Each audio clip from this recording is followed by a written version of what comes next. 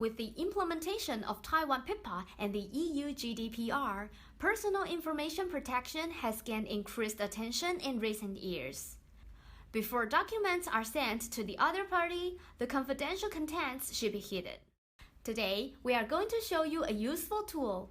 It can easily cover up the personal information in the document. Open Microsoft Word and click Add-ins. Then, privacy masking will be automatically installed. Now let's see how it works. Let me randomly open a Vertex file. First, click on Privacy Masking on the upper right corner. Second, highlight the whole text using the left mouse button. Last, click on De-identification. We can see here, for instance, the name of the prosecutor and defendant are effectively covered up. Actually, this tool can automatically detect information like names, locations, time, amount of money, identity numbers, phone numbers, and organizations that should be hidden.